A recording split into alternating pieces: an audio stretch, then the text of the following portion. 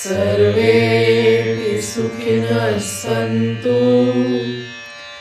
सर्वे सन्तु निरामयाः, सर्वे भद्राणि पश्यन्तु, मा कश्चित् दुःखमाप्नुयात्।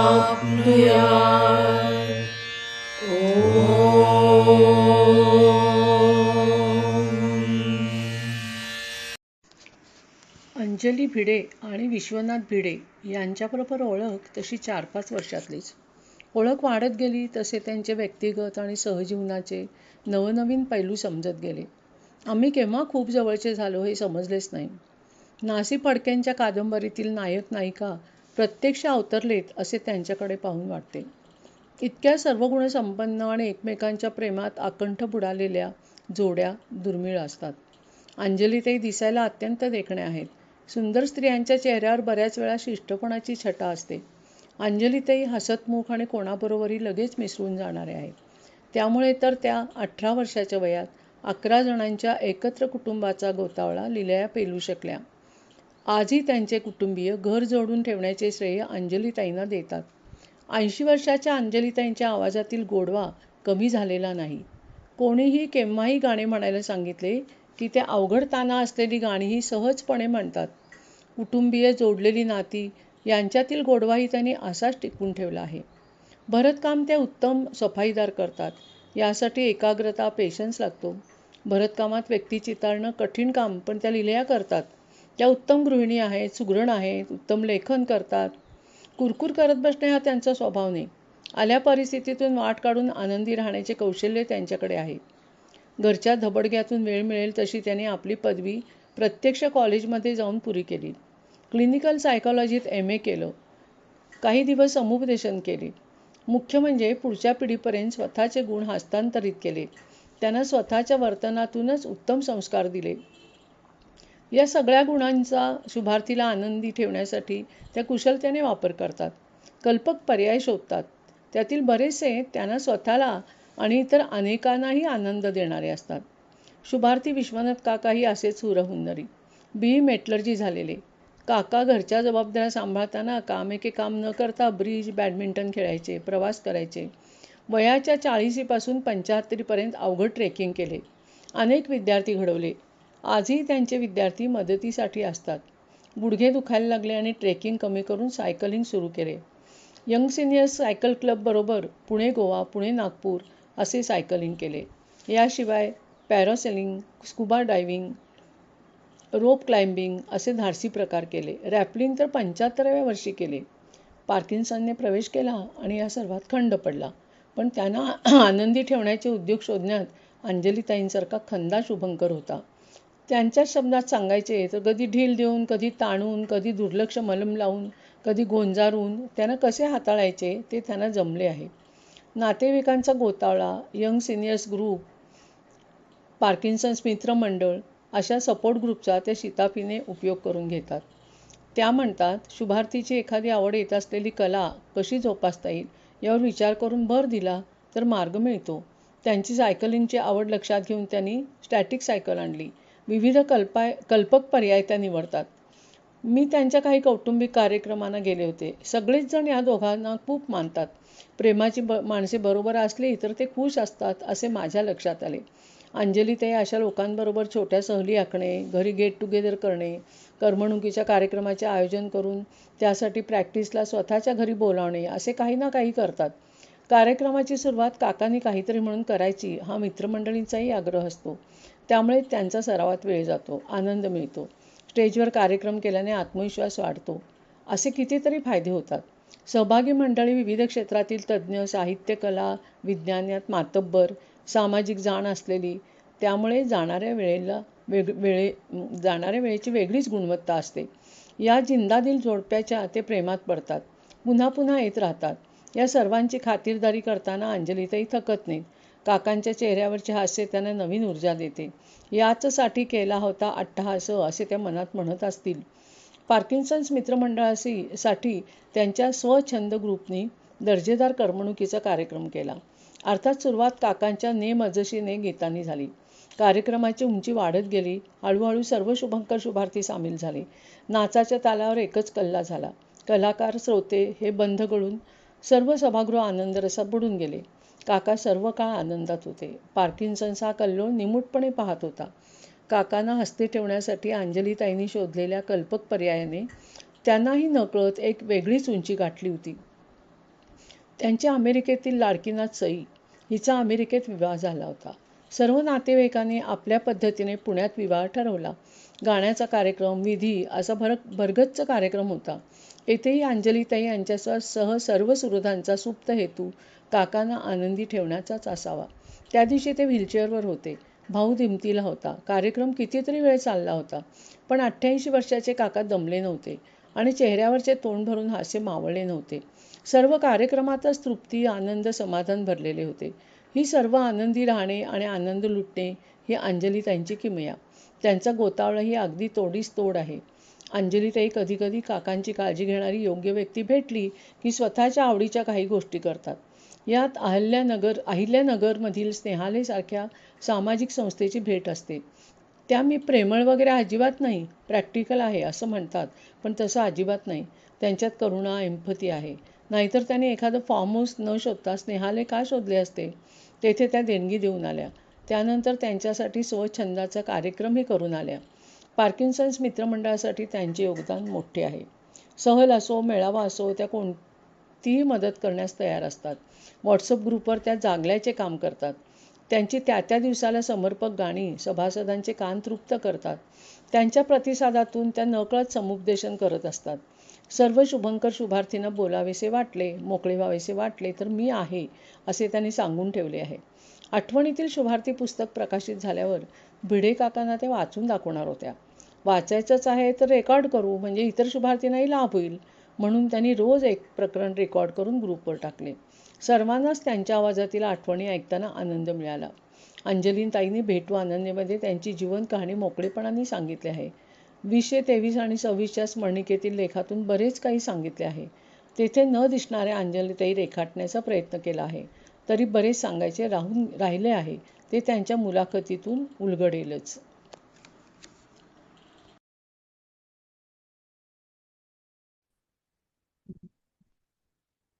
नमस्कार अंजलीताई.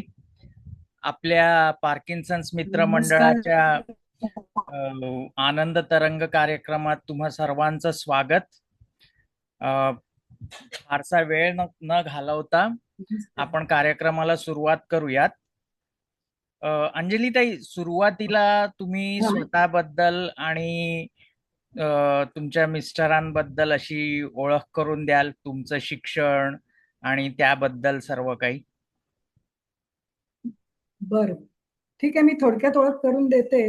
आता शोभनाताईंच्या ह्याच्यावरनं ओळख माझी होईलच, पण मी माझी थोडक्यात ओळख अशी करून देते की मी पहिली निशा ओक, त्यानंतर अंजली भिडे झाले. मी पुण्यातलीच आहे जन्मापासून आतापर्यंत. आणि माझं शिक्षण सगळं सदाशिव पेठेतल्या भावे स्कूलमध्ये झालं 10वी पर्यंत.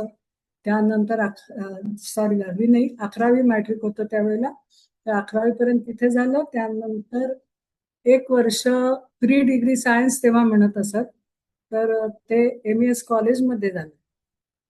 आणि त्यानंतर माझं लग्न लगेच लवकरच झालं 18व्या वर्षी, म्हणजे 1964 सालीच माझं लग्न झालं. आणि त्यानंतर आमचा संसार सुरू झाला. आता भिड्यांची माहिती सांगायची म्हणजे त्यांचा जन्म आहे सांगलीचा, 1937 सालचा. आणि म्हणजे आता 89 त्यांना पूर्ण होतील. आणि त्यानंतर वयाच्या 16व्या वर्षापर्यंत, म्हणजे 10वी पर्यंतचं शिक्षण सांगलीला झालं. त्यानंतर त्यांचे वडील लवकर गेले, म्हणजे हे 16 वर्षाचे असतानाच त्यांचे वडील गेले. आणि त्यामुळे 11वीचं वर्ष त्यांचं धारवाडला झालं, कारण त्यांच्या सगळ्या कुटुंबाला धारवाड इथे नेऊन ठेवण्यात आलं. आधीच त्यांची सांगलीत असताना 48 सालची जी गांधीवधात जाळपोळ झाली, त्या जाळपोळीत त्यांची घरं जाळली गेली होती आणि त्यांचा म्हणजे वडिलांचा संसार सगळा मार्गी थोडा लागतोय न लागतोय 4-5 वर्षातच ते स्वतःच गेले आणि त्यामुळे ह्या लोकांची परिस्थिती हलाखीची झाली म्हणायला हरकत नाही. खूपच सांपत्तिक स्थिती अगदीच वाईट होती. पण तरी सुद्धा माझ्या सासूबाईंनी तो संसार नेटाने रेटला. कारण हे सगळेजण मिळून म्हणजे 6 बहिणी आणि 3 भाऊ अशी 9 भावंड. त्यातल्या फक्त मोठ्या बहिणीचं लग्न तेव्हा झालं होतं आणि हे आणि यांच्या मागचे 7 भावंड हे सर्वजण धारवाडला जाऊन राहिले. 11वी यांनी पास केलं तिथे आणि मग पुढचं शिक्षण घेण्याकरता पुण्याला फर्ग्युसन मध्ये आले. कारण त्यावेळेस त्यांचे मामा पुण्यात होते, तर त्यांनी सांगितलं की पुण्यात येऊन राहा. म्हणून मग ते पुण्यात आले आणि पहिली 2 वर्ष म्हणजे तेव्हा प्री डिग्री आणि इंटर सायन्स अशी 2 वर्ष त्यांनी फर्ग्युसन मध्ये काढली. तेव्हा डिस्टिंक्शन मिळालं आणि इथल्या आता आता COEP म्हणतो, तेव्हा पुन्हा इंजिनिअरिंग कॉलेज असंच म्हणत असं. तर तिथे प्रवेश घेतला आणि मेटलर्जी BE मेटलर्जीची पदवी 1960 साली घेतली.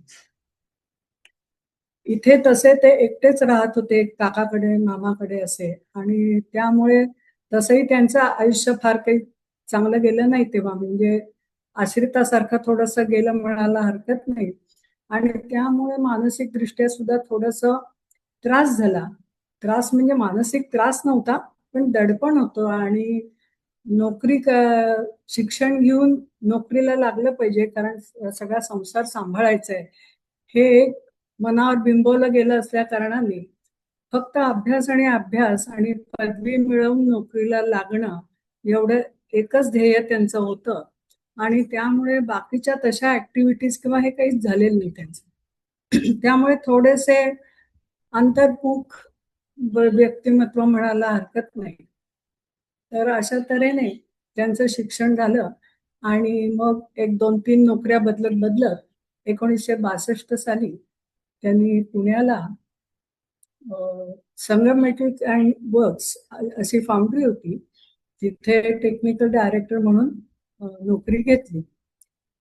आणखीन पुण्यात नोकरी घ्यायचा असा एक हेतू होता की बाकीच्या भावंडांची शिक्षण आता करायला पाहिजे पुढची कॉलेजची.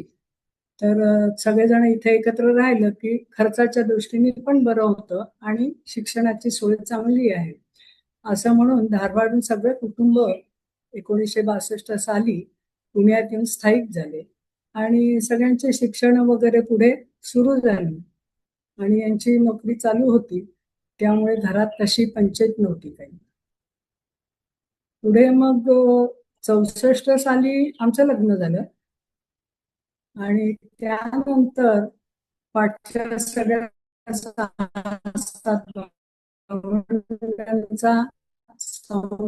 लग्न कार्य, शिक्षण हे सगळं पार पडलं. आम्हाला 2 मुलं पण झाली आणि ह्या सगळ्याला 13 वर्षाचा काळ मध्ये गेला. आता इतक्या दिवस भाड्याच्या घरात राहत होतो, हळूहळू सांपत्तिक परिस्थिती बदलत होती, चांगली होत होती. त्यामुळे मग आम्ही आमचा घर बांधायचा विचार केला आणि 13 वर्षांनी आम्ही आमच्या स्वतःच्या घरात सहकार नगरला राहायला गेलो. त्यानंतर मग आमच्या मुलांची जबाबदारी सुरू झाली, त्यांची शिक्षण सुरू झाली. पण एकूण आमची वय तोवर 35-40च्या आलेली होती आणि त्यामुळे आता जरा स्थैर्य आल्यामुळे असं वाटायला लागलं होतं की आता आपल्याला दुसरं काहीतरी करायला पाहिजे. नोकरी संसार एवढ्याच गोष्टी पुरेशा वाटत नव्हत्या. मग काय करायचं, तर त्या 1981 साली बालवर्ष सादर झालेलं होतं. तर त्यासाठी पुणे माउंटेनियर्सचे ट्रेकिंगचे महागुरु म्हणणारे पुणे माउंटेनियर्सचे संस्थापक कै आबासाहेब महाजन यांनी मुलांचा ट्रेक हिमालयात काढला होता. साधारण 12 ते 15 वर्षाची मुलं असतील ते. आणि मग ही मुलं 1 महिना हिमालयातल्या ट्रेकला गेली होती. आणि ती परत आल्यानंतर त्यांनी इतकं वर्णन करून सांगितलं आणि इतकी खुश होती मुलं, की यांना एकदम वाटलं की चला आपण आता ट्रेकिंग करायचं, आपण जायचं हिमालयात. आणि त्यामुळे त्यांच्या ट्रेकिंगच्या छंदाचा जन्म तिथे झाला. आणि त्याच वेळेला माझं पण असं झालं होतं की मी पण थोडीशी मोकळी झाले होते.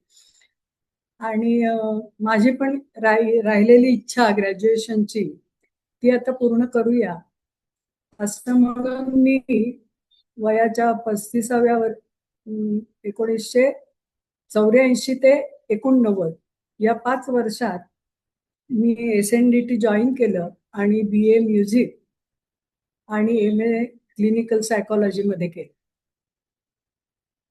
आणि मग त्यानंतर एक 5 वर्षांपर्यंत मी काउन्सिलिंग करत होते. पण घरातल्या जबाबदाऱ्या काही संपत नव्हत्या आणि त्यामुळे मुलं मोठी झाली होती, त्यांची लग्न कार्य करायची आणि घरात आई वडील म्हातारे होते, सासूबाई होत्या, या सगळ्यांकडे लक्ष देणं गरजेचं होतं पूर्ण वेळ. त्यामुळे मग मी काउन्सिलिंग बंद केलं आणि घरचाच पुन्हा सगळा संसार बघायला सुरुवात केली. आणि असं करता करता आम्ही दोघंही आमचे छंद सांभाळत होतो. आमच्या दोघांचेही छंद वेगळे वेगळे आहेत. यांचं ट्रेकिंग चालू होतं आणि साधारण त्या माझी मुलं परत आल्यानंतर हे त्या महाजन सरांना भेटायला गेले आणि आपली इच्छा व्यक्त केली की मला ट्रेकिंगला यायचंय. आणि त्यानंतर दर रविवारी यांचं ट्रेकिंग सुरू झालं, सिंहगड सुरू झाला. मग हळूहळू सह्याद्रीतले ट्रेक्स पण सुरू झाले.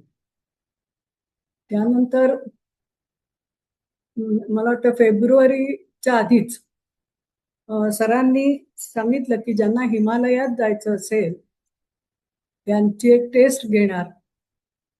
म्हणजे काय तर मार्चच्या भर उन्हाळ्यात सकाळी कात्रज पासून सिंहगड पर्यंत साधारण 7 एक डोंगर आहेत, तर ते चढून उतरून जायचं. कात्रजला सकाळी सुरू करायचा 5ला ट्रेक, तो चढत उतरत दुपारपर्यंत सिंहगडला पोचायचं असा ट्रेक आहे. तर सगळ्यांनी यायचं. तर याकरता तयारी काय तर पाण्याची बाटली वगैरे जे पाहिजे ते, खाण्याचे वस्तू आणि पाठीवर 20 किलोचं वजन पाहिजे ही अट होती.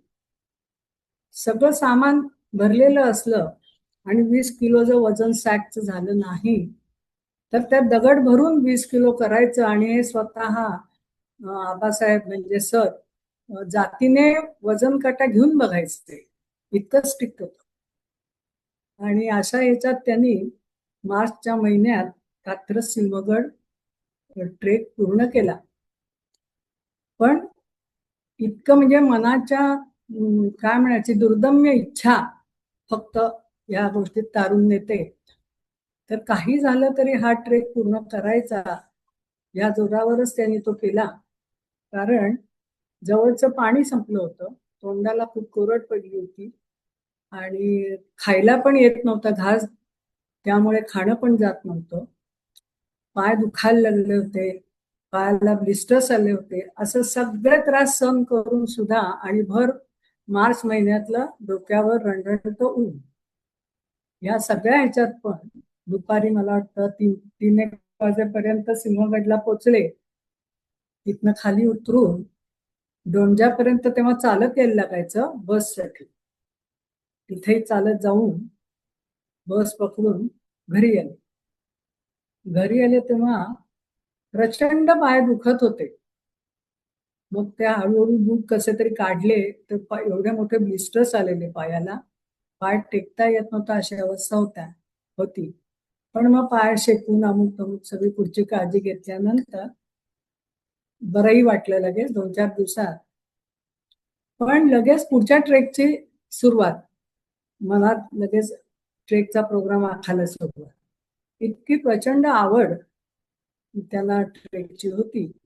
आणि मग हळूहळू त्यांचे महिन्यातनं एक 4 ट्रेक्स तर असायचे, म्हणजे दर आठवड्याला एक ट्रेक असायचा. पण वर्षातनं दर मे महिना किंवा सप्टेंबर महिना सीझन प्रमाणे हिमालयातला ट्रेक असायचा. व साधारण 3 आठवडे ते 1 महिना. तर असे त्यांनी हिमालयातले मला वाटतं 15-20 तरी ट्रेक केले असावेत. सांगणार का नाव? 20 वर्ष किती? 20 वर्ष ट्रेकिंग करतो. छान. कुठले कुठले ट्रेक केले? त्यामध्ये कैलास मानसरोवर एक मुख्य आहे. नंतर छोट्या कैलासचं एक आहे. नंतर अन्नपूर्णाचं ट्रेक आहे. नंतर एव्हरेस्ट बेस कॅम्प 2दा केला मी. आणि बाकी मग इतर बरेच केले. सह्याद्रीतले सह्याद्रीतच खूपच केले. सह्याद्रीतले बहुतेक सगळे डोंगर पालखी घातली. पण नावं काही सांगता येत का? बेलाचा एक केला मी. बेलाचा केला. नंतर पुरंदरवर सगळे हे जे डोंगर आहेत सगळे पालख्या. सगळा सह्याद्रीच पालथा घातला म्हणायला हरकत नाही. त्यातला ढाकचा बहिरी हा सगळ्यात अवघड ट्रेक ना. ढाकचा बहिरी म्हणून जो ट्रेक आहे तो अतिशय अवघड होता. म्हणजे शेवटच्या काही भागामध्ये वर चढताना सरळ स्टीप असा होता आणि तिथे वेल होता. त्या वेलाचा दोरासारखा उपयोग करून वर चढायला लागायचं, म्हणजे रोप क्लाइम्बिंग झाल्यासारखं. तर तो खूपच अवघड ट्रेक होता, पण तोही तेव्हा केला. आणि आत्ताच्या सारख्या सोयी अजिबातच नव्हत्या. कारण ही गोष्ट आता 40 वर्षापूर्वीची आहे सांगू. त्यामुळे अजिबात सोयी नव्हत्या. त्यामुळे खूप कष्ट करून यांना ट्रेक करायला लागत होते. म्हणजे ट्रेकला जाताना सुद्धा स्वतःचा शिधा बरोबर घेऊन जायचा. तिथे भाकरी करायचे, त्यानंतर चूल पेटवायची, आधी पिठलं भाकरी करायचे किंवा खिचडी करायचे आणि मग सगळी भांडी घासायची, सगळं आवरायचं, हे सगळं काम तिथं करायला लागत होतं. तर अशा रीतीने त्यांनी हे 40 वर्ष वयाच्या 40 ते 75 वर्षापर्यंत त्यांनी ट्रेक्स केले. यानंतर साधारण वयाच्या 70 नंतर त्यांचा गुडघा दुखायला लागला डोंगर उतरताना. तर मग आता काय करायचं, त्याला उपाय काय? तर त्यांच्या डोक्यात असं आलं की आपण सायकलिंग करून बघावं. म्हणजे एक दिवस सायकलिंग, एक दिवस ट्रेकिंग अशा टाईपचं. म्हणजे रोज डोंगरावर हिंडायला जात होते एरवी, तर तसं करूया म्हणून मग त्यांनी सायकलिंग सुरू केलं. 71व्या वर्षी नवीन सायकल घेतली आणि सायकलिंग सुरू केलं. आणि त्यांना चक्क बरं वाटलं. त्यांचा गुडघाचं दुखणं कमी झालं आणि सायकलिंग वाढलं. आणि रोज साधारण 5 किलोमीटर पासून सुरुवात केली, ती रोज 25 ते 30 किलोमीटर पर्यंत त्यांनी मजल मारली. आणि असं वर्षभर करता करता वर्षाच्या शेवटी एका सायकल ग्रुप बरोबर, जो आमचा आता गाण्याचा स्वच्छंद मी ग्रुप म्हणतेय, तर त्या ह्याच्यातले काही सायकल स्वार, तर त्यांचा एक सिनियर सिटीजन्स नावाचा सायकलचा ग्रुप होता. तर त्याला हे जॉईन झाले आणि वर्षातनं एकदा 10 ते 12 दिवसाची पुण्याच्या बाहेरची टूर, म्हणजे पुणे ते गोवा, कुठले केले? आणि पुणे गोवा, पुणे कारवार, नंतर पुणे नाशिक, बरेच सायकलिंग केले. असं साधारण 8 वर्ष त्यांनी झाशी ते इंदोर वगैरे, म्हणजे साधारण 8 ते 10 दिवसात 1000 ते 1200 किलोमीटरचा प्रवास होतो. अशा तऱ्हेचं सायकलिंग साधारण 8 वर्ष केलं पुढे. आणि मग साधारण 15-16 सालच्या सुमाराला त्यांना त्याचा पार्किन्सनचा डिटेक्ट झाला. त्रास असा काहीच होत नव्हता, पण पाय हलतायत असं माझ्या लक्षात आलं होतं आणि ते नॉर्मल नाहीये, तर आपण डॉक्टरला दाखवावं पर्यंत लक्षात आलेलं होतं. त्यांना बसल्या बसल्या पाय हलवायची सवयच होती आणि त्यामुळे सुरुवातीला पाय हलतात हे लक्षातच आलं नाही. पण एकदा केव्हा तरी मला असं वाटलं की नॉर्मल नाहीये. म्हणून मग डॉक्टरांकडे गेलो, तेव्हा ते म्हणले ही सुरुवात आहे पार्किन्सनची. त्यामुळे तेव्हाच हे दाखवलं होतं. त्याच काळात त्यांना चिकनगुनिया आणि दुसरा कसा होता हं? डेंग्यू, चिकनगुनिया असे ताप अगदी लागोपाठ म्हणजे 8-15 दिवसात असे झाले. प्रोस्टेट ग्लँडचा त्रास झाला, त्यामुळे त्याचं ऑपरेशन करायला लागलं.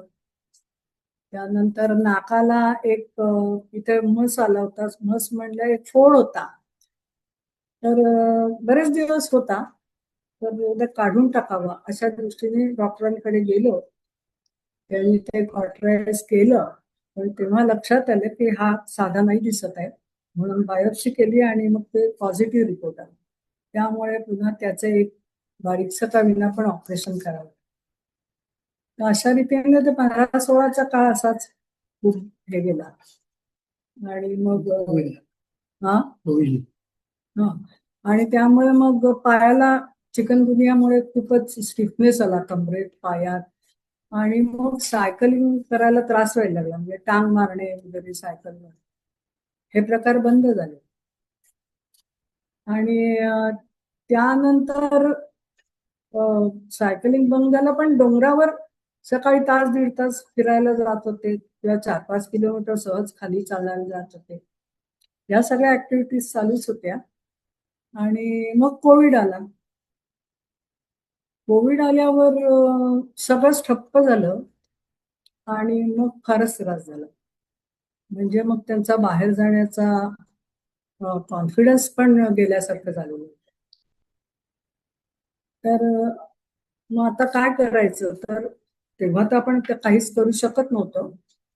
पण घरात एक सायकल आणून टाकली, स्टॅटिक सायकल जिम मधली असते ती. त्याच्यावर सायकलिंग करायचं आणि बाहेर अंगणात फेऱ्या मारायचं एवढंच ते करू शकत होते. आणि मग त्या काळात काठी आली हातात, मग हळूहळू वॉकर आला, असं चालू झालं पुढे. वॉकरनंतर आला, म्हणजे कोविड संपल्यानंतर आला, पण काठी जरूर लागत होती. म्हणजे घरात सुद्धा वावरताना काठी लागत होती. आणि मग आता काय करायचं ह्याच्या पुढे, बाहेर तर जायचं नाही असं त्यांच्या मनाने घेतलं होतं की नाही आता मला बाहेर जाता येत नाही, चालता येत नाही. पण मग मी जरा हळूहळू त्यांना तयार केलं बोलून बोलून, आपण जाऊया, थोड्या वेळ जाऊया, सकाळी जाऊया, कोपऱ्यावर जाऊया. असं करत करत एक 8 दिवसात ते आमच्या इथल्या जीत ग्राउंडवर जाऊन व्यवस्थित फेऱ्या मारायला लागले.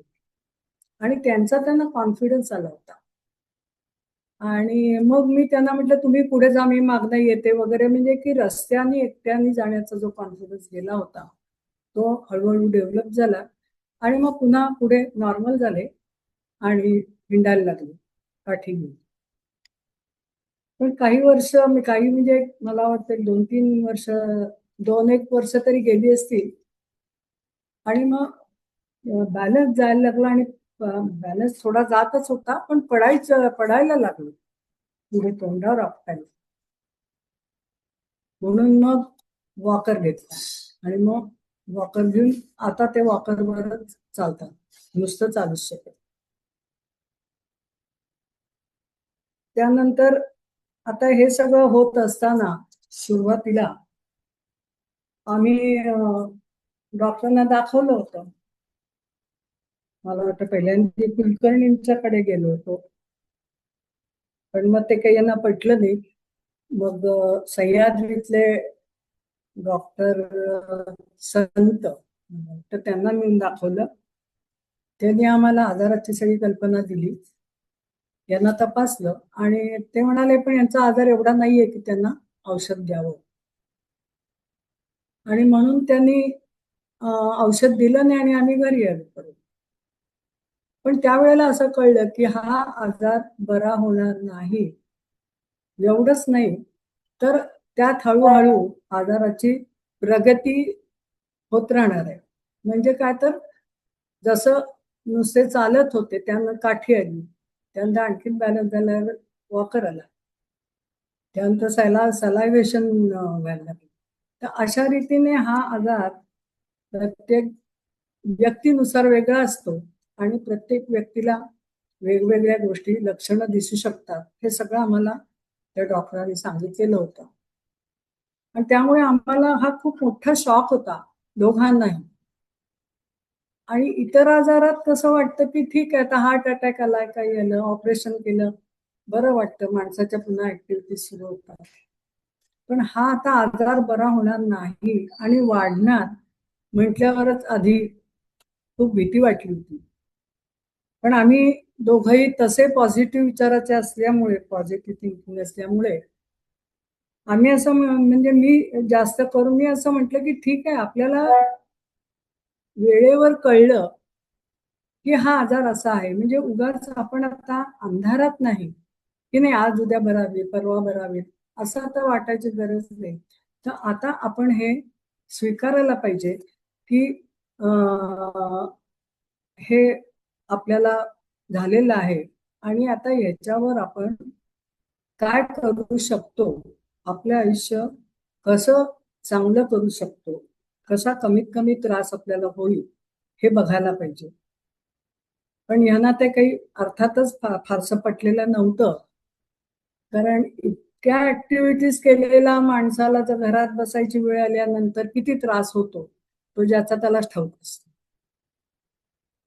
पण तरी सुद्धा हळूहळू समजूत घालून, म्हणजे आधी स्वतःला मला समजूत घालायला लागायची आणि मग मी यांची समजूत काढायची.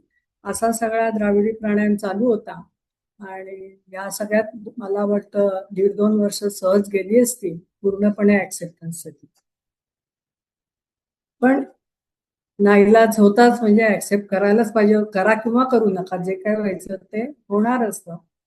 फक्त ते चांगल्या तऱ्हेने आपण कसं घेऊ एवढाच आमच्या मनात विचार होता. मग आता याकरता पुढे औषधं घेणं आलंच. आता जरी हे आपल्याला नको म्हटलं तरी पुढे काही झालं तर आपल्याला औषधही घ्यायलाच पाहिजे. मग थोडं असं वाटलं की वळताना पटकन पडायला होत आहे. कुणी हाक मध्ये आणि आपण चटकन वळून बघतो तर ते क्रिया यांना करता येते, पडायला होतं. मग तोवर आम्हाला डॉक्टर कोठारींचं नाव कळलेलं होतं, त्यामुळे आम्ही त्यांना दाखवायला गेलो. त्यांनी पण सगळं तपासलं वगैरे, सांगितलं काय झालंय, मग त्यांनी सगळं सांगितलं व्यवस्थित. पण तेही असं म्हणाले की अहो त्यांना अजून एवढं औषध देण्या इतकं काही झालेलं नाहीये, तर जरा आणखीन काही पुढे त्रास झाला तर तुम्ही या. मग त्यामुळे आम्ही ते परत आलो. पण ह्या सगळ्यात 3-4 वर्ष उलटून गेली. मग आम्ही आमच्या होमिओपॅथीचे जे डॉक्टर आहेत, डॉक्टर पद्मा जोशीराव, त्यांच्याकडे गेलो. एकतर आम्हाला ॲलोपॅथीची फारशी सवय नाही, कारण आमच्या घरात कुणाला सुदैवाने बीपी डायबेटीस हे काही नसल्यामुळे आम्हाला फिजिशियनच नव्हता असं म्हटलं तरी चालेल, डॉक्टर. पण जे काही किरकोळ आजाराकरता लागायचं त्याच्याकरता आम्ही होमिओपॅथीचा वापर करत होतो आणि त्यामुळे आमचा होमिओपॅथीवर विश्वास आहे होता. मग त्यांच्याकडे गेलो, त्या म्हणाल्या, त्यांनी सांगितलं आम्हाला सगळं, त्यामुळे कायम औषध घ्यायला लागेल आणि याचे काही साईड इफेक्ट होणार नाहीत अशी अपेक्षा आहे. तर तेव्हापासून म्हणजे आज जवळजवळ 7-8 वर्ष होऊन गेले, 10 वर्ष झाली त्यांचं औषध चालू आहे आणि काही साईड इफेक्ट काहीही नाही आणि अगदी व्यवस्थित सगळं चालू आहे. आणि माझ्या मते तर अधोगतीची प्रगती स्लोली चालू आहे. आता त्यानंतर सलायवेशन सुरू झालं. सलायवेशन सुरू झाल्यावर आम्ही पुन्हा कोठारींच्याकडे गेलो, त्यांना दाखवलं. त्यापूर्वी आज सलायवेशनच्या सुद्धा आधी एकदा जेव्हा काठी जाऊन वॉकर आला त्यावेळेस पण आम्ही कोठारींच्याकडे गेलो होतो दाखवायला, त्यांना दाखवलं. म्हणून त्यांनी आम्हाला सिंडोपा नावाची गोळी दिली आणि ह्या गोळीचा डोस सुरुवातीला 10 दिवस अर्धी अशी दिवसातनं 3 वेळा दिली होती आणि त्या 10 दिवसांनंतर पुढचे 20 दिवस एक अशी दिवसातनं 3 वेळा असा तो डोस होता. 10 दिवस त्या गोळ्या अर्धे घेतली तर काही प्रॉब्लेम नव्हता, म्हणजे साईड इफेक्ट काही जाणवला नाही. म्हणजे चांगला किंवा वाईट कुठलाच परिणाम यांच्या क्रियेमध्ये किंवा कशात आढळला.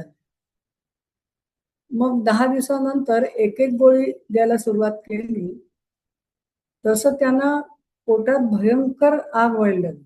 खूप जळजळ जळजळ म्हणजे सुचायचंच नाही 24 तास.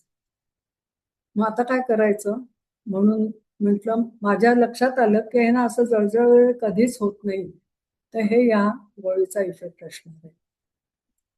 मग आता काय करूया म्हणून मी म्हटलं की आपण 1-2 दिवस या गोळ्या बंद करून बघूया का. जर त्या गोळ्यांमुळे होत असेल तर त्यांनी जर बंद केले तर बरं वाटू शकतं, म्हणजे कळेल की हे जळजळ त्या गोळ्यांचीच आहे, हे आपण जरा टेस्ट करूया.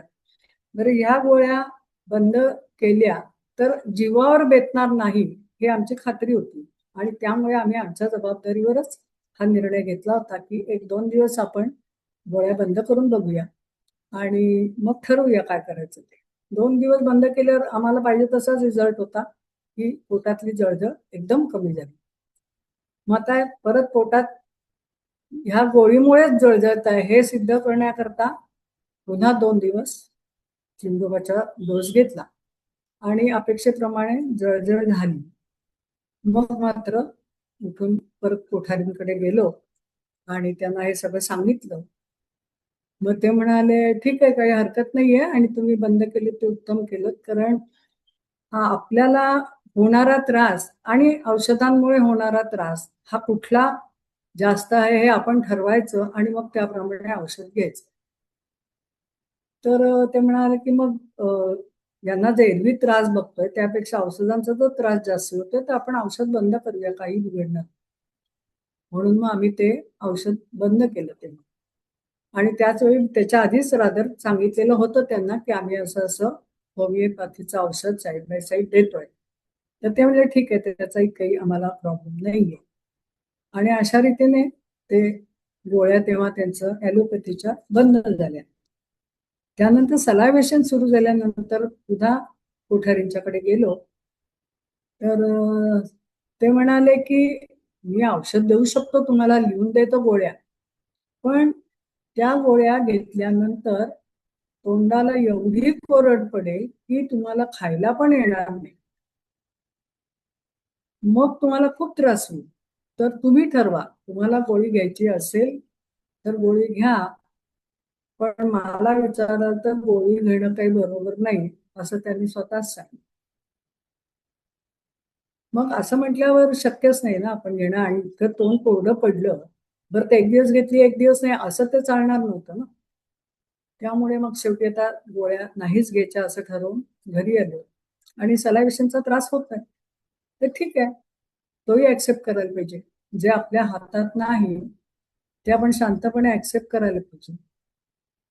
मग आता त्याच्याकरता उपाय काय करणार, की समोरच्या माणसाला बघताना थोडे किळसवाणं वाटण्याची शक्यता असते ना, की हे काय या माणसाचं असं होतं, असं होतं. तर त्यामुळे मग असं ठरवलं, की तुम्ही मास्क वापरत जा. नाहीतरी आपल्याला कोविडमुळे मास्कची सवय झाली आहे. त्यामुळे तुम्ही मास्क लावलात तरी काही लोकांच्या लक्षात एवढं काही येणार नाही, की का केलं. त्यामुळे मग मास्क लावतात ते एरवी पण आणि ते बरं पडतं. आणि फारच गळायला लागलं तर त्या मास्कच्या आत एक रुमालाची घडी घाला म्हटलं, म्हणजे तेवढा काही वेळ तेवढं कमी होतं.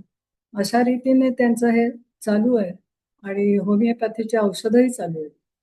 त्यामुळे जेवण-खाण सगळं नीटपणे म्हणजे त्यांच्या वयाच्या दृष्टीने त्यांचं खाण जे काही होतं ते चालू आहे.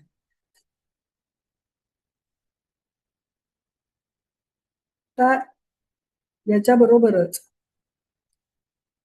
आहार हाही एक महत्वाचा भाग आहे.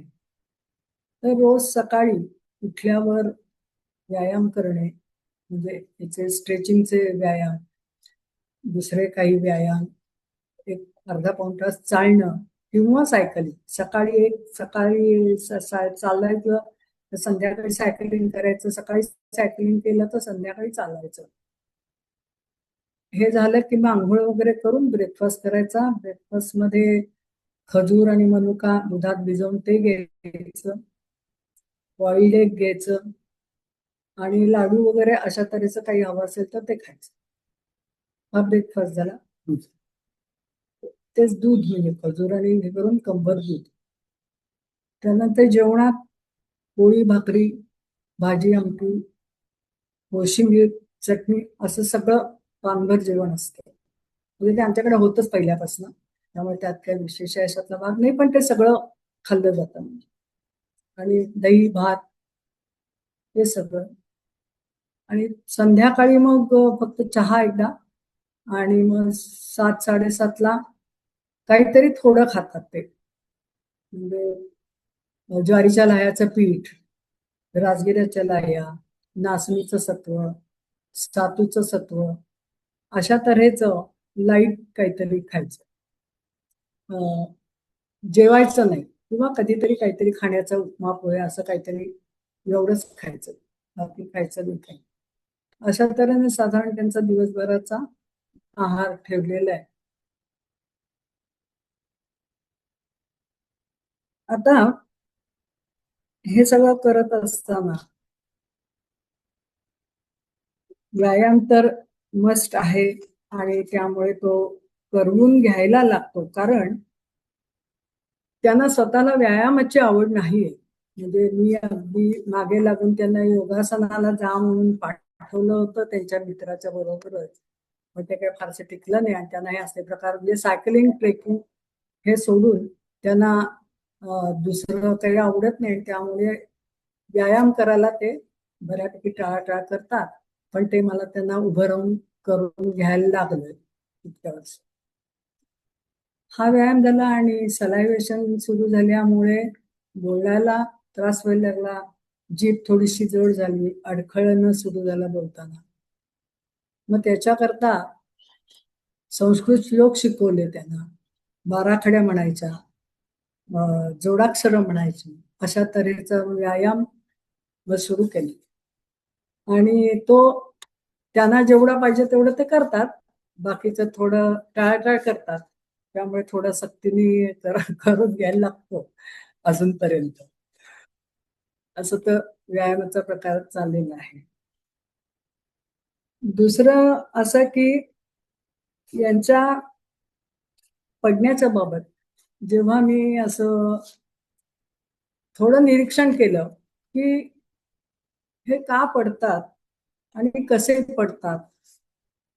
का पडतात म्हणजे पार्किन्सनचे कारण झालं, पण पडताना नक्की काय होतं, काय झालं म्हणून ते पडतात, हे मी जरा बारकाईने बघितलं, तेव्हा असं लक्षात आलं की चालताना किंवा उभं राहताना 2 पावलांमधलं अंतर फार कमी होतं, आणि त्यामुळे बॅलन्स साधायला त्रास होतो. वळताना कोणी हाकमध्ये का आपण जेव्हा पटकन असं वळून बघतो, त्यावेळेला आपण एका पावलावर असं गरकन फिरतो, तसं यांना करताच येत नाही. पाऊल त्यांचं हालतच नाही, आणि त्यामुळे तोल देतात. मग तर याच्याकरता काय करायला पाहिजे, तर त्याकरता मी व्हिडिओ केले, त्यामध्ये असं दाखवलंय की कशी पावलं टाकायला पाहिजेत, आणि त्यामुळे पडण्याचे चान्सेस खूप कमी होतात आणि झालेत. मुख्य म्हणजे आमचा अनुभव असा आहे की पूर्वी ते दररोज 2-3 वेळा पडायचे. मग हळूहळू त्यांना दाखवलं की नाही, असं नाही, असं केलं तर तुमचं पडणं कमी होत आहे. असं त्यांच्या गोष्टी ज्या लक्षात येत नव्हत्या, म्हणजे एरवी आपल्याही लक्षात येत नाही, आपण ते चालतो पटकन आणि वळतो, ते काय करतो. पण ह्या ह्याच्यात आता ते लक्षात आल्यामुळे त्यांना त्यांच्या लक्षात आणून दिलं की असं होत आहे, आणि त्यामुळे आपल्याला असं असं करायला पाहिजे, पावलं अशी लांब टाकली पाहिजे. हे सगळं त्यांना सांगितलं, त्याप्रमाणे सवय करून घेतली त्यांनी त्याची. आणि आता खूप म्हणजे आता रोज तर नाहीच पडत, पण आता केव्हा तरीच पडतात, आणि त्यामुळे 70 ते 80% वेळा कमी झालंय त्यांचं पडणं, असं मी खात्रीने सांगू शकतो. ह्या सगळ्या त्यांच्या सरावामुळे, किंवा हे पूर्णपणे लक्ष देऊन त्यांनी त्यांच्या पायाला ती सवय लावून घेतली. त्यामुळे हे मला अगदी आवर्जून सांगायचं आहे की ज्यांना असं काही त्रास होत असेल त्यांनी हा प्रयोग निश्चितपणे करून बघावा. आणि त्याचे हे 2 व्हिडिओ पण मी केलेले आहेत. म्हणजे तुम्ही डायनिंग टेबलवर जात तेव्हा कसं बसायला पाहिजे, सायकलिंग करायला जायला ते जातात तेव्हा ते कसं बसायला पाहिजे, किंवा भांडी लावताना विशेषतः साईडला सरकायचं असतं, एका उजवीकडून डावीकडे किंवा डावीकडून उजवीकडे. तर आता ते भांडी लावण्याचा जो आपला व्हिडिओ आहे तर त्यात ते दिसतंय की ते कसं करायला पाहिजे. तर हे आवर्जून करायला पाहिजे असं मला वाटतं. दुसरी अशी गोष्ट पाहिली मी की ठसका लागणे. चहा पिताना किंवा पाणी पिताना सारखा ठसका लागायचा. आता हा ठसका का लागतो, कसा लागतो, याबद्दल थोडा मग विचार केला. आणि मग लक्षात येत नव्हतं की एक्झॅक्टली आपण पाणी पिताना आपली क्रिया काय होते. आपल्याला कळतच नाही ना, आपण किती पटकन करतो त्यात. मग मी मुद्दाम आठवणीने असं लक्ष देऊन मी पाणी पिऊन बघितलं 2-4 वेळा. आणि मग माझ्या लक्षात आलं की आपण जेव्हा पाण्याचा घोट आत ओढतो तो हवेबरोबर ओढतो आणि त्यावेळेस नाकात श्वास घेणं आपलं बंद झालेलं असतं ते क्षण. आपण आत घोट घेऊन तोंडात जातो आणि तो गिळतो तेव्हा नाकातनं आपण उच्छ्वास करतो. मग ह्या सगळ्यात कुठेतरी श्वास घेण्यात आणि सोडण्यात गडबड होती. मग तेही त्यांना मी सांगितलं की तुम्ही खूप लक्ष देऊन मात्र हे करायला लागतं की लक्ष देऊन तुम्ही पाणी प्या, की आता पूर्ण तिथे कॉन्सन्ट्रेशन की आता मला पाणी प्यायचंय. एरवी आपण इकडे काहीतरी बघतोय, भांड तोंडाला लावतं, आपलं लक्ष पण नसतं, म्हणजे गरजच वाटत नाही आपल्याला. पण आता तसं नाही. आता मला पाणी प्यायचंय असं मनात आणून तुम्ही हे काम करा आणि मग तुम्हाला बघा कसं होतं. आणि खरोखरीच 2 दिवस असं लक्ष देऊन त्यांनी सराव केल्यानंतर ठसका लागणं बंद झालं. म्हणजे श्वास उच्छ्वासाची जी क्रिया आहे त्यात कुठेतरी गल्लत होतीये, सिंक्रोनायझेशन होत नाही. तर ते सांभाळायला पाहिजे असं मला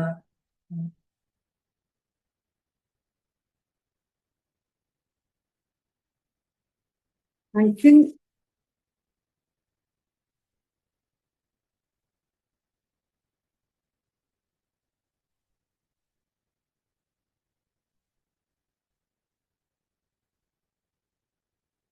एक मी प्रयोग करून बघायचं ठरवलं होतं.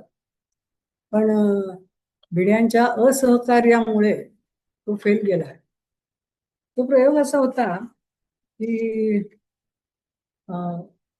5 मिनिटं म्हणा, 2 मिनिटं, 3 मिनिटं जे काय असेल ते पेपर किंवा एखादी गोष्ट मोठ्यांदी वाचायची आणि वाचत असताना त्याचं आपल्या मोबाईलवर रेकॉर्डिंग करायचं. रेकॉर्डिंग झालं, वाचून पूर्ण झालं की रेकॉर्डिंग थांबवायचं. आपण ते रेकॉर्डिंग ऐकायचं. आपले शब्द उच्चार स्पष्ट होत आहेत की नाही हे आपणच बघायचं. लोकाला त्याच्याकरता उभं करायचं. आपणच ऐकायचं आणि ठरवायचं की हा शब्दोच्चार नीट झालेला नाहीये, तर हा आपण परत परत म्हणायला पाहिजे. नंतर ते ऐकून झाल्यानंतर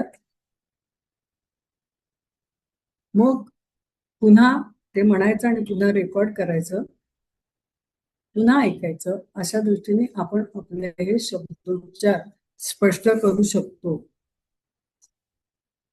ते झाल्यानंतर ते आठवायचं की काय बातमी होती किंवा काय गोष्ट होती आणि ती आपल्या शब्दात, आपल्या भाषेत ती आपण मांडायची, म्हणजे रेकॉर्ड करायचं, पुन्हा व्हॉइस रेकॉर्डिंग करायचं आणि पुन्हा ऐकून बघायचं की आपण जे वाचलं आणि जे आपल्या लक्षात आहे त्यात काय फरक पडला किंवा काय वेगळं आलंय.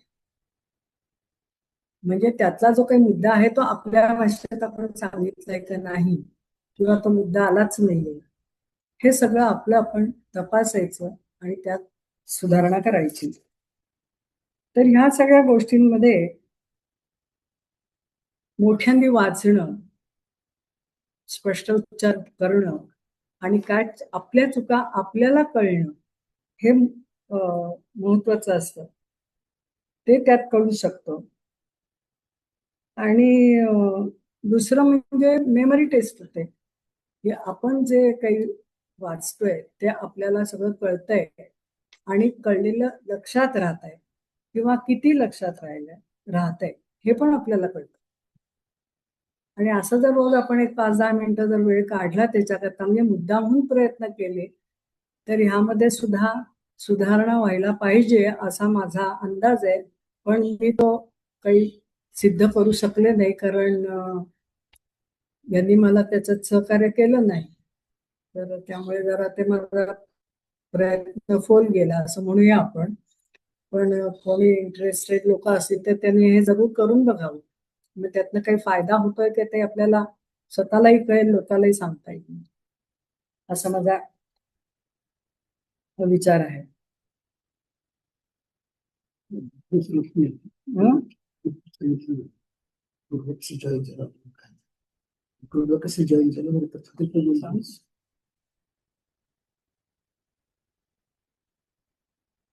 या सगळ्या गोष्टी घडत असताना यांची बहीण मनीषा लिमये ही सतत माझ्या मागे लागत होती की अगं हा पार्किन्सन मित्रमंडळाचा एक संस्था आहे आणि ते अतिशय छान आहे, सपोर्ट ग्रुप आहे, तो खूप चांगला आहे, तो तू जॉईन कर. पहिल्यांदा मी थोडं दुर्लक्ष केलं म्हणजे आम्ही दोघांनी. आणि म्हणजे यांना तर असला काही उत्साह नसतो असं करायचा काही.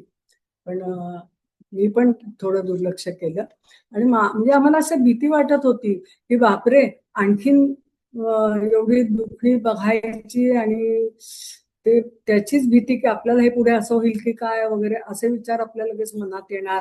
तर याची खूप भीती वाटत होती आणि त्यामुळे आम्ही ते टाळत होतो. पण असा काही सपोर्ट ग्रुप आहे आणि त्याच्यामुळे आपल्याला फायदा होऊ शकतो हे काही पटकन ऍक्सेप्ट होत नव्हतं. पण मनीषा ताईंनी मला खूप मागे लागले आणि म्हटले ठीक आहे आपण जाऊन तर बघूया, आपल्याला फायदा वाटला तर थांबलं, नाही त्यांना सोडून दिलं.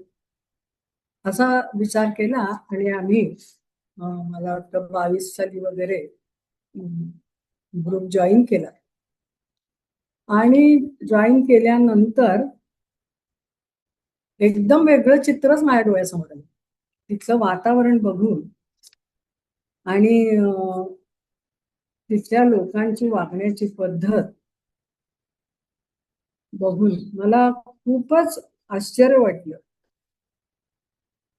आणि इतके लोक एकमेकांना सपोर्ट करत होते आणि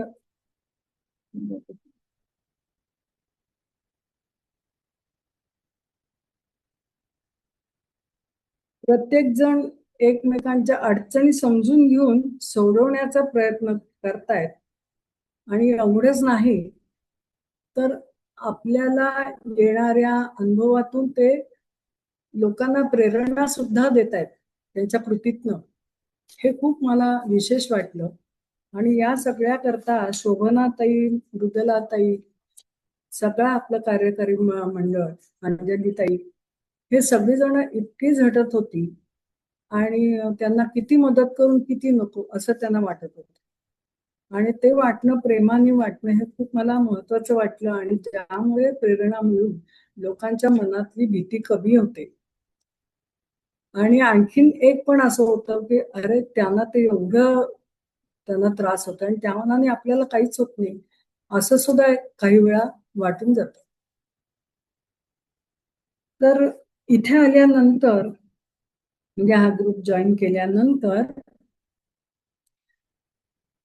सगळं आनंददायी आहे आणि आलेल्या संकटाला धीराने कसं तोंड द्यायचं आणि ते तोंड देणाऱ्या प्रत्यक्षात त्यांनी स्वतः या सगळ्या अनुभवातून गेलेल्या 20 स्त्रियाच सख्या मैत्रिणी मला मिळाल्या ज्यांनी दुर्धर प्रसंगाशी 2 हात करून लढून त्या पुढे आलेल्या होत्या. त्याचप्रमाणे आपल्या सरदेशपांड्यांसारख्या व्यक्तींकडून मला समजलं की अशा वाईट प्रसंगात सुद्धा त्या आजाराची कशी खिल्ली उडवायची आणि कसं आपण त्याला ढकलून पुढे जायचं हे त्यांच्याकडून शिकायला मिळालं. दुखण्याचा बाऊ न करता नेटाने लढणारी सविता भेटली आणि तिच्यासारखेच आपल्या ह्याच्यात अनेक कलाकार आहेत, अनेक लोकांच्या अनेक वेगवेगळ्या कला आहेत, ते नेटाने ते जोपासतायत.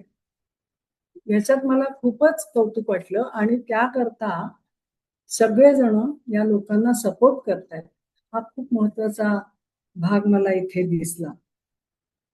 आणि मग मात्र माझी मलाच लाज वाटली आणि असं वाटलं, अरे आपण आधीच का इथे आलो नाही, असं वाटलं.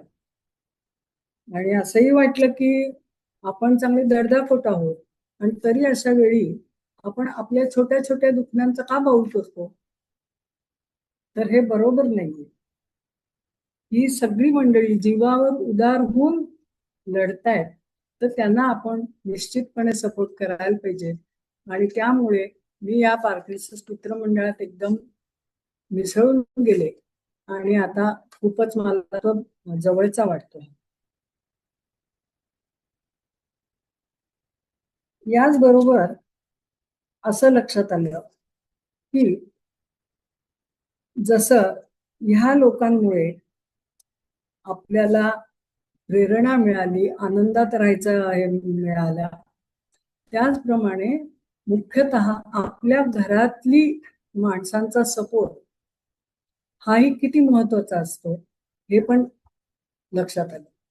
एरवी आपल्या घरात 4 माणसं असली तरी असं लक्षात येत नाही, पण आपण आता थोडेसे डिसेबल आहोत आणि त्यामुळे आपल्या जवळ आपला मुलगा असून नातू आमच्याकडे जवळ आहेत आमच्या, हा आम्हाला मानसिक आधार खूप मोठा आहे आणि त्यामुळेही आमची दुखणी मला वाटतं जास्त वाढत नसावीत असं मला वाटतं. त्याचप्रमाणे आमचं जे सोशल सगळं सर्कल आहे, म्हणजे जसे माझे वेगवेगळे छंद तसे यांचेही वेगवेगळे छंद होते आणि त्यामुळे वेगवेगळे ग्रुप्स होते. म्हणजे तेही पत्ते खेळत होते, ट्रेकिंग आणि हे तर सायकलिंग तर आहेच आहे, पण बॅडमिंटन खेळत होते, ब्रिज खेळत होते. तर त्यामुळे तेही मित्र परिवार आमचा सगळा खूप कॉलेजमधले मित्र हे असे वेगवेगळे ग्रुप्स असल्यामुळे आणि सगळ्यांची येणी जाणी असल्यामुळे आम्ही सतत माणसत असतो आणि त्यामुळे आपण एकटे पडू की काय, एकटे पडलो तर काय होईल असे विचार आमच्या मनात सहसा येत नाही. पण ह्या लोकांच्यामुळेच आम्हाला सतत ऊर्जा मिळत असते असं म्हणू. आता माझा मुलगा अमेरिकेत आहे, तेही दोघं जण, मुलगा सून नात, तेही वारंवार फोन करून आमच्या खुशालीची चौकशी करत असतात, भेटायला येतात, आणखीन काही मदत हवी का वगैरे तेही विचारतात. आणि इथला मुलगा सून तर काय जवळच असल्यामुळे हे जबाबदारी त्यांनी सगळी आमची घेतलीच आहे. तर त्यामुळे त्या दृष्टीने आमचं खूपच आनंदात आयुष्य चाललंय असं म्हणायला हरकत नाही.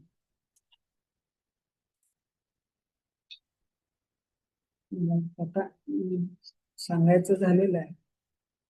यांचा जो एका ग्रुप बद्दल विशेष सांगायचं म्हणजे असं की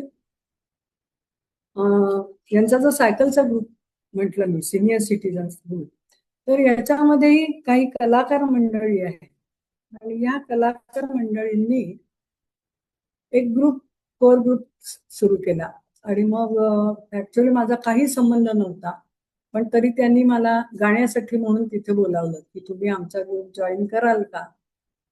आणि हे सगळे सिनियर सिटीजन्स आहेत असं असलं तरी त्यांच्या आमच्या वयात खूप फरक आहे. म्हणजे ते साधारण सगळे 65च्या आसपास असणारी लोक आहेत आणि आमची आता 80-90 वय आली आहेत. पण तरी सुद्धा ते इतके मिक्स होतात की जणू न बघता कोणी ज्या गप्पा ऐकल्या तर सगळे मित्रमंडळी मैत्रिणी बोलतायत अशा तऱ्हेने सगळे आमचे संवाद चालू असतात. आणि गाण्याचा ग्रुप असल्यामुळे आपोआप गाण्याविषयी आमची ओढ असल्यामुळे गाणं पण माझं चालू राहिलं.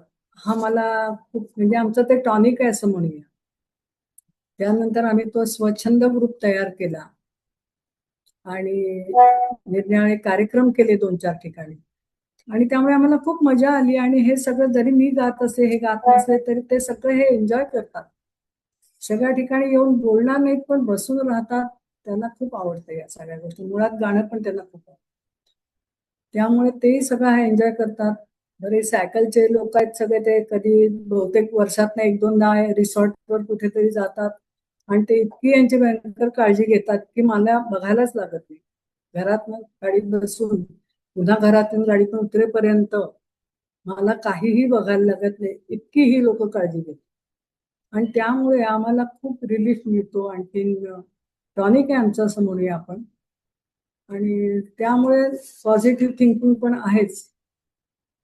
आणि बेसिकली मी जास्त प्रॅक्टिकल असल्यामुळे मी जास्त इमोशनली कुठलेही कौतुक करत नाही. म्हणजे मी यांना काय तुम्हाला काय झालंय काही झालं नाही चला उठायचं आणि बाहेर जायचं किंवा उठून आता इतके दिवस ते पाणी बिणी मला पाणी आणून देईन असं सगळी आयुष्यभर सवय झालेली होती. चहाचा कप आणि पाण्याचा भांडा हातात मिळायचं पण आता नाही. आता पाणी हवायचं नाही आता आपलं आपलं घ्यायचं असं म्हणू शकते. तर या अशा रीतीने छान आयुष्य आमचं चाललंय. देवदयेने इतर कुठलेही यांना त्रास नाहीये किंवा मलाही तसे वयानुसार येणारे आजार सोडले तर बाकी काही आजार नाहीये विशेष. त्यामुळे तब्येती दोघांच्या चांगल्या आहेत.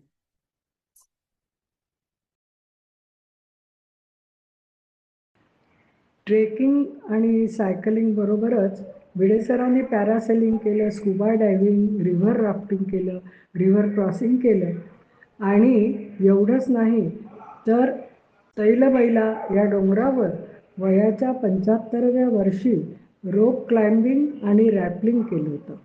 त्याचा फोटो आपल्याला समोर दिसतोच आहे. पेपरमध्ये पण ते बातमी आलेली होती. ह्या 2 व्हिडिओमध्ये मुख्यतः तोल जाऊ नाही म्हणून पावलं कशी टाकावी यासाठी केलेले आहे. भिडे सरांना तोल जाण्याचा प्रॉब्लेम असल्याने सुरुवातीला ते रोज 2-3दा तरी पडत असत. काठी घेतली तरी किंवा वॉकर असला तरी पडत आणि त्यामुळे हे का व कसे पडतात याचं निरीक्षण केलं तेव्हा माझ्या असं लक्षात आलं की हे मागे डोक्यावर न पडता तोंडावर पडतात. दुसरं म्हणजे यांची पावलं एकमेकांच्या अगदी जवळ असतात आणि त्यामुळे तोल जातो. तिसरं म्हणजे एखादी कृती करताना पाय कसा वळवावा, पाऊल कसं टाकावं हे पटकन लक्षात न आल्याने तोल जातो. याकरता मी माझ्या पद्धतीने काही गोष्टी त्यांना सांगितल्या.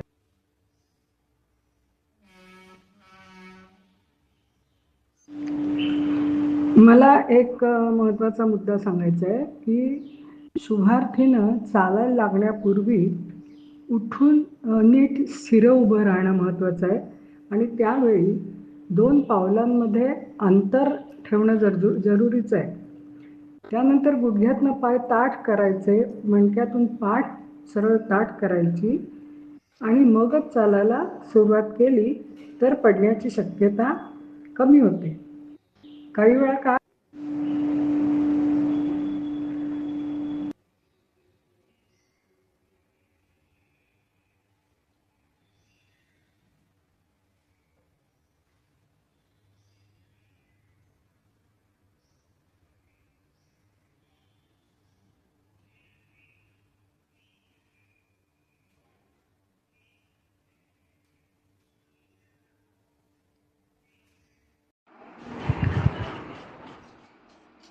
भिडे सरांना भांडी लावायचं काम त्यांना दिलं होतं की जे सोपं असतं आणि ते करू शकतात.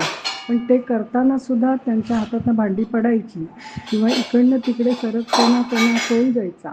तर त्याकरता कशी पावलं टाकायला पाहिजे, कसं सरकायला पाहिजे हे त्यांना मी दाखवलं. तर त्याच्याकरता हा एक व्हिडिओ केलेला आहे की ज्यामध्ये सरळ पावलं न टाकता जेव्हा एका बाजूला सरकायचं असेल तर कसं सरकायचं ते दाखवलं आहे. ओट्यावर भांडी लावताना एका जागी उभं राहून इकडची भांडी हळूहळू तिकडे कशी न्यायची आणि नंतर विशिष्ट पद्धतीनं जर पावलं टाकली तर न पडता उजवीकडनं डावीकडे का डावीकडनं उजवीकडे तुम्ही सहज सरकू शकता.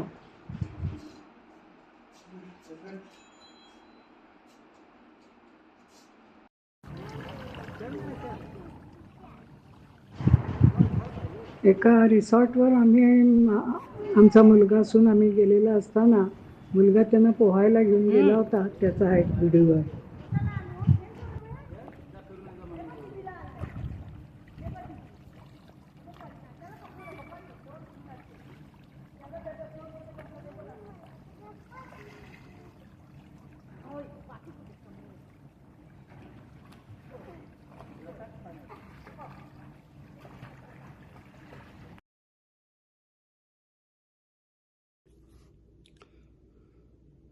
बाबा म्हणलं की डोळ्यासमोर त्यांची अनेक रूपं येतात. भिडे कुटुंबाचा आधारस्तंभ किंवा आम्हा मुलांना अतिशय कडक शिस्त लावणारे, पण त्याचबरोबर माझी मुलगी सई तिच्याबरोबर अतिशय एखाद्या लहान मुलासारखं घरात आणि घराबाहेर सुद्धा भरपूर दंगा करणारे, दुर्गम डोंगरांमध्ये ट्रेकिंगला जाणारे किंवा 70 ओलांडल्यानंतर सुद्धा भारतभर सायकलिंग करणे, हे अशा अनेक विविध गोष्टी त्यांच्या विविध रूपं आम्हाला आठवतात आणि त्यामुळे बाबा म्हणजे आमचे हिरोच आहेत. हिरोच आहेत बाबा, खरंच. बाबा इथे नेहमी आई बाबा दोघेही जेव्हा अमेरिकेच्या ट्रिप्स करायचे तेव्हा आमच्याबरोबर नेहमी लांब लांबचे मोठाले ट्रेक्स करायला यायचे आणि आमच्या आधी ते पूर्ण करायचे. इव्हन 2019 साली बाबा जेव्हा इथे आले, आई बाबा आले, त्यावेळेला बहुतेक पार्किन्सन्सची थोडी चाहूल लागलेली असावी, कारण त्यांच्या चालण्या बोलण्यात झालेला थोडा बदल आईंच्या लक्षात यायला लागला होता. पण असं सहजासहजी घाबरून जाणं आणि काळजी करत स्वस्थ बसणं वगैरे असं त्यांच्या स्वभावातच नसल्यामुळे त्याही ट्रिप्समध्ये त्यांनी आमच्याबरोबर भरपूर हाईक्स केले. आणखीन दर शनिवार रविवार वेगवेगळ्या नवीन ट्रेल्सवर ते यायचे, दमले तरी हिरिरीने यायचे. आणि पार्किन्सनचं निदान मला वाटतं त्यानंतर पुण्याला गेल्यानंतर झालं, पण तेव्हापासून ते आतापर्यंतच्या वाटचालीमध्ये आई आणि बाबा दोघेही इतके पॉझिटिव्ह माइंडसेटने उभे राहिलेत की त्यांचं कौतुक करावं तेवढं कमीच आहे. जेवढे दिवस जमत होतं तेवढे दिवस ते रोज वॉकला जायचे. कधीतरी त्यांच्या ट्रेकिंगच्या कोणी सहकाऱ्यांबरोबर किंवा मित्रमैत्रिणींबरोबर लहान सहान डोंगरावरती हाईकही करायचे. आताही ते वॉकर घेऊन पुष्कळ फेऱ्या वगैरे मारत असतात, व्यायाम करतात. पार्किन्सनचा ग्रुप जॉईन केल्यावर तिथल्या कार्यक्रमांच्या कहाण्या आम्हाला सांगत असतात. आम्ही फोनवरून कुतूहलाने ऐकत असतो. त्यांच्या सायकल ग्रुपमधल्या मंडळींबरोबर त्यांचे इतरही काही गाण्याचे कार्यक्रम किंवा इतर आउटिंगचे कार्यक्रम चालू असतात, त्याच्याही कहाण्या आम्ही ऐकत असतो. पार्किन्सन्स झाला म्हणून तशा ऍक्टिव्हिटीज कम्प्लीट बंद झाल्या असं त्यांनी कधीच केलं नाही. आईंनीही त्यांच्या रुटीनमध्ये बऱ्यापैकी बदल घडवून आणलाय. मला हे मुद्दाम आवर्जून सांगावंसं वाटतं की बाबांच्या ऍक्टिव्हिटीज चालू ठेवण्यामध्ये आणि त्यांच्या पॉझिटिव्ह माइंडसेटमध्ये आईचा सहभाग आणि उत्तेजन या दोन्हीचा वाटा भरपूर आहेच. पण तितकंच महत्वाचं हेही आहे की आयुष्यभर पॉवरफुल ए टाईप पर्सनॅलिटी असलेले आमचे बाबा आता आईंच्या सजेशन्स अगदी मनापासून ऐकायला लागले आणि हा अगदी खरंच मला वाटतं काळाप्रमाणे खास नमूद करावा असा बदल त्यांच्यात झालाय. आणि एक अतिशय कौतुकाची गोष्ट मला सांगावीशी वाटते की पार्किन्सन झाल्यानंतर नुसतंच घरात बसून बाबा कंटाळून नाही गेले. त्यांनी नवीन नवीन टेक्नॉलॉजीज काय चालू आहेत, काय आहे, इकडं त्यांचं लक्ष वेधलं. आता उदाहरणात सांगायचं झालं तर कम्प्युटर्स, टॅबलेट, स्मार्टफोन्स एवढ्या सगळ्या गोष्टी जशा घरात आल्या तर त्याच्यावरती केवळ सर्फिंग करणं किंवा व्हॉट्सॲप किंवा ईमेल्स एवढ्या गोष्टींमध्ये लिमिटेड न राहता त्यांनी त्याच्यावरती अनेक सॉफ्टवेअर्स लोड केली आणि उदाहरणार्थ ऑडिओ किंवा व्हिडिओ एडिटिंग किंवा प्रोसेसिंग ह्याच्यामध्ये ते अगदी माहीर झालेत. आणि हे सगळं शिकताना ते स्वतःहून तर शिकायचेच, पण ते मला पण कधी कधी शंका विचारून भांडावून सोडायचे आणि त्यातल्या काही काही गोष्टी तर मलाही माहीत नसायच्या. म्हणजे मला स्वतःला जाऊन मग अरे काय असेल हे असं करून शोधायला लागायचं किंवा मित्राच्याकडे जाऊन त्याच्याकडनं ही माहिती काढायला लागायची.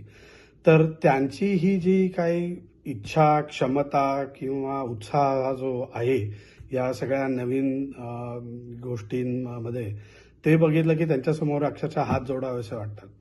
म्हणजे इतक्या वर्ष बरोबर राहून मला एकच कळलंय की त्यांच्याकडून शिकण्यासारख्या अजूनही भरपूर गोष्टी आहेत. लहानपणी आजी किंवा आजोबांच्या "अनय बाळा उठ राजा, किती वेळ झोपायचं अजून" अशा प्रेमळ शब्दांनी मला जाग यायची. पण आता मी उठतो, म्हणजे खरं उशिराच उठतो, पण आजीच्या थोड्याशा रागीट आवाजाने. आजी आजोबांवर रागवत असते, "अहो तो श्लोक चुकतोय जरा, तुमचं लक्ष नाहीये इथे." मग आजोबा त्याच्यावर काहीतरी स्पष्टीकरण देतात, जे आजीला अजिबात पटत नाही. आणि मग आजी म्हणते की "काय वाटेल ते करा, मी लक्षच देणार नाही तुमच्याकडे." ह्या सगळ्याने मला जाग येते, तो वादविवाद संपतो आणि माझी झोप मोड होते. पण मला हे सगळं ऐकताना खूप मजा येते, कारण आजी थोड्याच वेळात येऊन आजोबांना विचारते की ब्रेकफास्टला काय करू. अगदी प्रेमाने विचारते, प्रेमाने करते आणि आणून पण देते. मग मला असं वाटतं की माझं काय, आजोबांचं काय, कोणाचंही काही चुकलं तरी आजी हक्काने रागवते, पण मग नंतर प्रेमाने खाऊ सुद्धा घालते. यात आजीचा काही स्वार्थ नाही, पण आमचं भलं व्हावं यासाठी तिचे हे सगळे कष्ट चालू असतात. आणि आता आजोबांचं तुम्ही म्हणाल तर मला खरोखर असं वाटतं की माझे आजोबा सगळ्यांपेक्षा थोडे वेगळे, कारण माझे आजोबा ना टेक्नो सॅव्ही आहेत. या वयात सुद्धा त्यांना कॉम्प्युटरबद्दल शिकायला खूप आवडतं, अगदी उत्सुक असतात ते. काय ते निरनिराळे ॲप्स वापरा किंवा नेट बँकिंग करा, सगळं ते अगदी सहज करू शकतात. आजकाल थोडं त्यांना लक्षात राहत नाही, विसरायला होतं, पण तरीसुद्धा मी लहान आहे म्हणून मला त्याबद्दल काही विचारायला त्यांना काही कमीपणा वाटत नाही. मला खरोखर वाटतं की माझे आजोबा यंग ॲट हार्ट आहेत, कारण या वयाचे तरुण पिढी कसा विचार करू शकते याचा अंदाज घेऊन आजोबा त्याचप्रमाणे विचार करू शकतात, आणि म्हणूनच आम्ही दोघंही खूप चांगले दोस्त आहोत.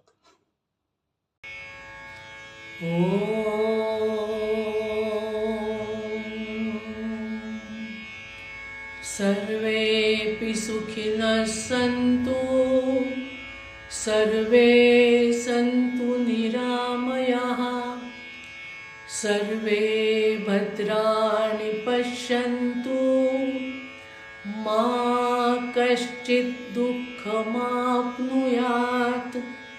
ॐ